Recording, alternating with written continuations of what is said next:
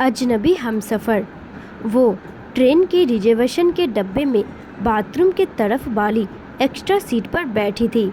उसके चेहरे पर साफ पता चल रहा था कि थोड़ी सी घबराहट है उसके दिल में कि कहीं टीसी ने आकर उसे पकड़ लिया तो। वो जनरल डब्बे पर चढ़ नहीं पाई, इसलिए इसमें आकर बैठ गई। वो बार बार पीछे मुड़कर टीसी के आने का इंतज़ार करती रही। सामान का नाम पर उसकी गोद में एक छोटा सा बैग दिख रहा था। मैं बहुत देर तक कोशिश करता रहा पीछे से उसे देखने की, शायद उसका चेहरा सही से दिख पाए, लेकिन हर बार असफल ही रहा। पर थोड़ी देर बाद वो भी खिड़की पर हाथ टिकाकर सो गई और मैं भी वापस से अपने किताब पढ़ने में लग गया। लगभग 2 घंटे बाद टीसी आया और उसे उठाया और उस लड़की से पूछा, कहाँ जाना है बेटा? उसने जवाब दिया, अंकल अजमेर तक जाना है।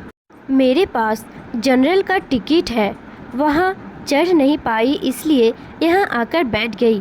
टीसी ने उससे कहा, 300 रुपये की पेनल्टी बनेगा।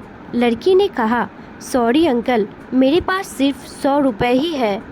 मैं अगले स्टेशन पर जनरल डब्बे में चली जाऊंगी। मेरे पास सच में पैसे नहीं है, कुछ परेशानी आ गई इसलिए जल्दबाजी में घर से निकल आई और ज़्यादा पैसे लेना भूल गई। बोलते बोलते वो रोने लगती है। टीसी ने उसे माफ़ कर दिया और 50 रुपये में ही उसे अजमेर तक उसे डिब्बे में जाने की अनुमति दे दी।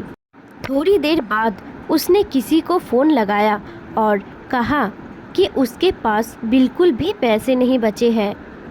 अजमेर स्टेशन पर कोई जुगाड़ करा के उसके लिए पैसे भिजवा दे, वरना वो समय पर गांव नहीं पहुंच पाएगी। मेरे मन में उथल पुथल हो रही थी। ना जाने क्यों उसकी मासूमियत देखकर उसकी तरफ खिंचाव सा महसूस कर रहा था। दिल कर रहा था कि उसे कुछ पैसे दे दूं और कहो कि तुम परेशान मत हो और रो मत, लेकिन एक अजनबी के लिए इस तरह की बात सोचना थोड़ा अजीब था। उसकी शक्ल से लग रहा था कि शायद उसने सुबह से कुछ खाया पिया नहीं है और अब तो उसके पास पैसे भी नहीं थे। बहुत देर तक उसे इस परेशानी में देखने के बाद मैं कुछ उपाय निकालने लगा जिससे मैं उसकी मदद कर सकूं। फिर मैंने एक पेपर पर नोट लिखा, बहुत देर से तुम्हें परेशान होते हुए देख रहा हूँ। जानता हूँ कि एक अजनबी लड़के का इस तरह नोट भेजना अजीब भी होगा और तुम्हारे नज़र में शायद गलत भी, लेकिन तुम्हें इस तरह परेशान देखकर मुझे बहुत बेचैनी हो रही है, इसलिए 500 रुपये दे रहा हूँ। तुम्हें कोई एहसान ना लगे इसलिए मेरा एड्रेस भी लिख रहा हूँ। जब तुम्हें सही लगे तो मेरे एड्रेस पर पैसे वापस भेज सकती हो। वैसे मैं नहीं चाहूँगा कि तुम पैसे वापस करो। तुम्हारा अजनबी हमसफ़र। एक चाय वाले के हाथों उसे वो नोट देने को कहा और चाय वाले को मना किया कि उसे ना बताए कि वो नोट मैंने उसे भेजा है। नोट मिलते ही उसने 2-3 बार पीछे पलटकर देखा कि कोई उसकी तरफ देखता हुआ नजर आए तो उसे पता लग जाएगा कि वो नोट उसे किसने भेजा है।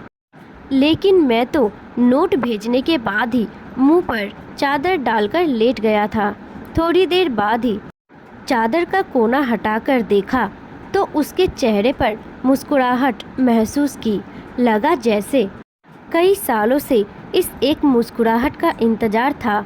उसकी आंखों की चमक ने मेरा दिल उसके हाथों में जाकर थमा दिया।